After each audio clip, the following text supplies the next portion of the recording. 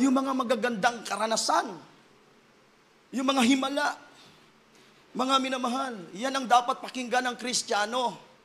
Lahat mo na magsabi ng praise the Lord. Mga minamahal, yan ang dapat na pakinggan, yan ang dapat pag-usapan. Alam nyo, pag binasa mo ang Word of God, mga minamahal, pinakinggan mo yung mga patotoo, lalago yung faith mo, tutubo yung pananampalataya mo, lalago ang pananampalataya mo. Bakit? Ano ba ang meron sa Word of God, mga minamahal? Number one dyan, nandyan ang presensya ng Diyos. Nandyan ang presensya ng mahal na Panginoon. Ano ang sabi ng John chapter 1 verse 1? In the beginning was the Word, in the Word was with God, in the Word was God. Kapag binasa mo ang Biblia, mga minamahal, anong unang mararamdaman mo? Mangingilabot ka, mga minamahal. Pag binasa mo ang salita ng Diyos, mga minamahal, anong mararamdaman mo? Lalakas ka. Mararamdaman mo ang mahal na Panginoon nakikipag-usap sa iyo dahil ang salita ng Diyos, yun na mismo ang mahal na Panginoon. Amen. Lahat mo na magsabi ng praise the Lord. Mga minamahal, pag binasa mo ang Word of God, mga minamahal, mangingilabot ka, lalakas ang loob mo. Ano pa ang meron sa Word of God? Hindi lang presensya ng Diyos. Ano pa, mga minamahal? Yung mga encouraging word. Yung mga salita ng Diyos na nakapagpapalakas sa atin. Praise the Lord. Praise the Lord. Palakpakan natin ng malakas na palakpak. Yung malakas na palakpak para sa mahal na Panginoon. Everybody say, praise the Lord. Yung mga encouraging word ng mahal na Panginoon. Pag binasa mo nga, pag lalo nang lulumo ka, yung pananampalataya mo parang nanghihina na. Basahin mo ang salita ng Diyos, mga minamahal. Lalakas ka. Ang pananampalataya mo marirevive, mga minamahal. Kung wala kang pananampalataya, magkakaroon ka ng pananampalataya. Bakit? Mga minamahal, ang pananampalataya ay nakukuha sa pakikinig ng salita ng Diyos. Amen. Lahat mo na ay magsabi ng praise the Lord. Kaya tingnan nyo ang ating mga magulang sa mahal na Panginoon nating beloved pastor. Mga minamahal, mula Genesis hanggang Revelation, binabasa ang Word of God. Pagkatapos ng Revelation, babalik sa Genesis. Mga minamahal, hanggang Revelation ulit. Ganun lagi ang binabasa. Mula umpisa hanggang matapos, binabasa ang salita ng mahal na Panginoon, mga minamahal. Binabasa ng binabasa hanggang sa tumimo sa puso, mga minamahal. Lahat mo na magsabi ng praise the Lord. Alam nyo, kapag binabasa mo ng buong puso ang Word of God, papasok yan sa puso mo. Titimo yan sa puso mo. Everybody say, praise the Lord. Palakpakan natin ng malakas na palakpak. Yung malakas na palakpak para sa mahal na Panginoon. Yung makapangyarihang gawa ng mahal na Panginoon. Saan mo unang-unang makikita? Sa Word of God. Mga minamahal. Hinati ng mahal na Panginoon yung dagat para makatawid ang Israel. Mga minamahal, saan mo mababasa? Saan mo makikita?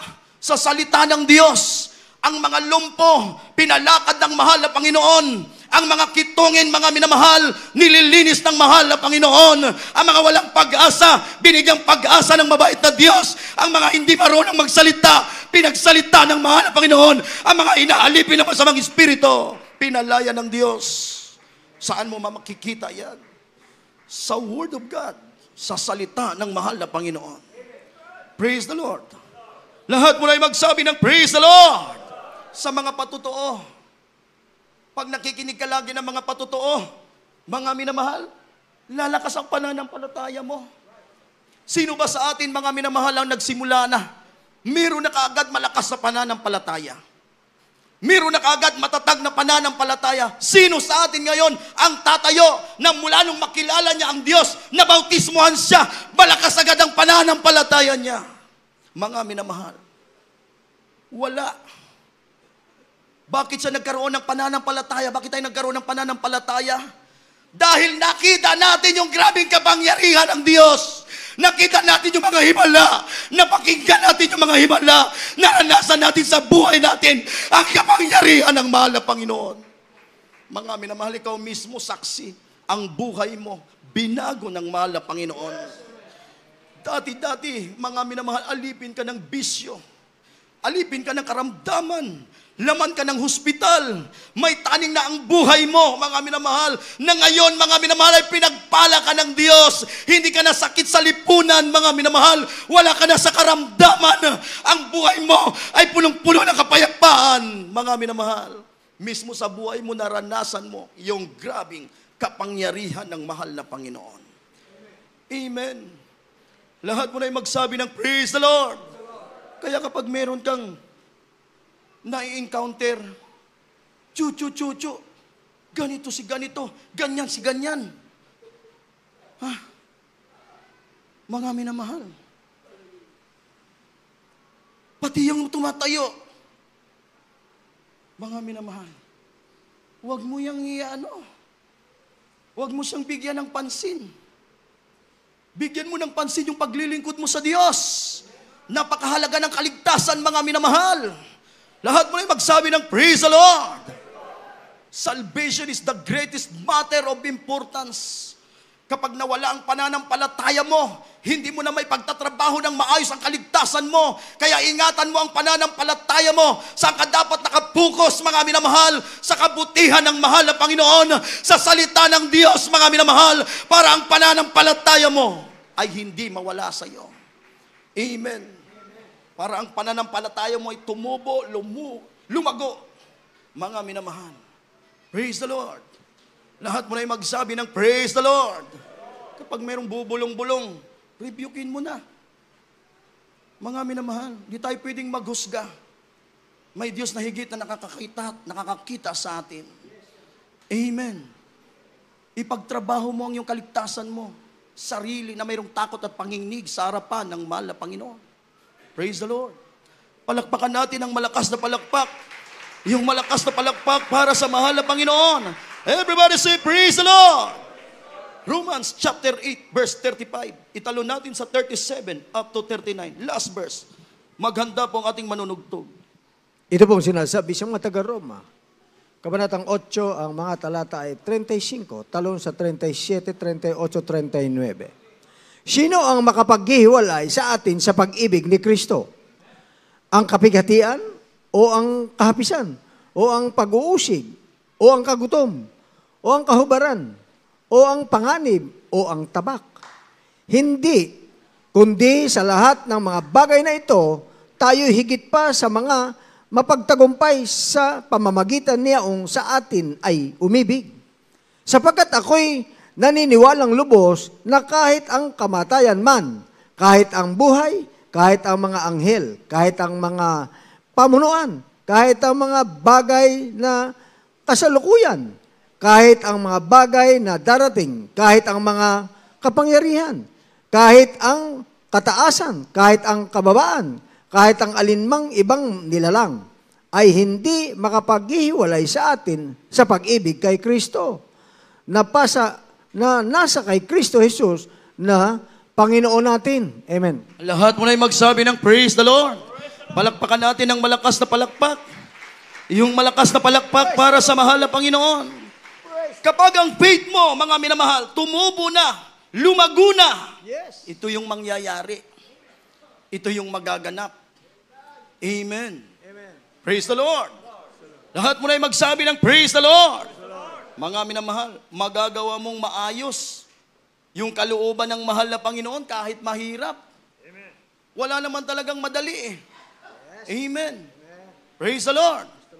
Yung magsuot ka lang ng napakainit ng panahon, tapos yung damit mo, balot na balot ka, ang hirap gawin. Pero kapag ang pananampalataya mo malago na, walang mahirap na bagay para sa mahal na Panginoon. Right, amen. Amen. Amen. Lahat mo na magsabi ng praise the Lord. Magagawa mong maayos ang kalooban ng mahal na Panginoon, mga minamahal. Walang hadlang. Walang hadlang na makakahadlang sa iyo sa paglilingkod. Amen. Praise the Lord. Lahat mo na magsabi ng praise the Lord. Amen. Mga minamahal, walang hadlang na makakahadlang sa iyo. Kasi tingnan mo si Apostol Pablo. Grabe yung hadlang. Yung hadlang niya, mga minamahal, sa paglilingkod, matindi. Yung kulungan, yung pag-uusig, napakatindi. Kung inuusig ka ngayon, doble yung kanyang pag-uusig. Mga minamahal, Lahat mo na yung magsabi ng praise the Lord. Baka pag ikaw ang nakaranas sa naranasan ni Apostol Pablo na trials, baka ikaila mo na ang mahal na Panginoon. Amen. Baka hindi mo nakakayanin, Yes. mga minamahal. Pero sila kahit mahirap, mga minamahal, kahit grabe yung hadlang, mga minamahal, kahit siya'y nasa loob ng bilangguan, mga minamahal, ipinagpatuloy niya ang kanyang paglilingkod sa Diyos. Amen. Amen. Amen. Praise the Lord. Praise the Lord. Ginampanan niya ng maayos yung kanyang tungkulin. Amen. Lahat mo na yung magsabi ng praise the Lord. Praise the Lord. Mga minamahal, hindi yung naagawan ka lang ng linya, kung ano-ano ng pag-uusig na ginawa mo. Kung ano-ano ng mga salita, ang binitawan mo, masasakit pa. Si Apostol Pablo, nilait na siya. Naranasan niya, mga minamahal, paano usigin ng grabe. Pero hindi siya nagbitaw ng kung ano-ano. Puro pagpapala pa rin, mga minamahal, ang lumalabas sa bibig niya. Lahat mo na yung magsabi ng praise the Lord. Praise the Lord. Ipinagpatuloy niya yung kanyang paglilingkod sa mahal na Panginoon, mga minamahal, mula sa umpisa hanggang sa matapos. Yung kanyang paglilingkod sa mahal na Panginoon ay grabe yung paglilingkod niya sa Diyos. Amen. Amen. Walang hadlang, walang bagyo, walang pag-uusig na nakahadlang sa kanya. Kahit ang kamatayan, hindi nakahadlang sa kanya sa paglilingkod niya sa mahal na Panginoon. Amen. Amen. Praise the Lord. Praise the Lord. Lahat mo na yung magsabi ng praise the Lord. Praise the Lord. Mga minamahal, lahat ng bagay magagawa mong iasa sa mahal na Panginoon. Yes. Amen. Palakpakan natin ng malakas na palakpak. Yung malakas na palakpak para sa mahal na Panginoon. Everybody say, praise the Lord. Hindi ka nawawala ng pag-asa. Kahit maraming ka ng problema, maraming trials, nandyan yung grabing pag-uusig. Mga minamahal, nananatili kang matatag sa iyong paglilingkod. Yes. Amen. Amen. Amen. Ganon ang Kristiyano. Mga minamahal, na yung pananampalataya niya ay talagang matatag na at malago na. Yes. Amen. Praise the Lord. Praise the Lord. Lahat mo na yung magsabi ng praise the Lord. Ganyan ang paglilingkod ng ating mga magulang sa mahal na Panginoon. Mula noon hanggang ngayon, mga minamahal, nananatiling matatag. Bakit? Yung faith na meron sila ay hindi na basta-basta. Purihin ang ating mahal na Panginoon. Tumayo tayong lahat, mga minamahal, tayo po'y umawit sa ating mabait na Diyos. Mga minamahal, habang tayo umaawit sa mahal na Panginoon, mga minamahal, makipag-usap tayo sa ating mabait na Diyos. Hallelujah, praise the Lord. Purihin ang ating mahal na Panginoon. Mga minamahal, huwag nating hayaan na yung faith natin ay mawala. Kung meron ka ng matatag na pananampalataya, lagaan mo yan, mga minamahal. Purihin ang ating mahal na Panginoon. Ingatan mo ang pananampalataya mo. Mga minamahal, purihin ang ating mabait na Diyos. Tayong lahat ay umawit sa mahal na Panginoon.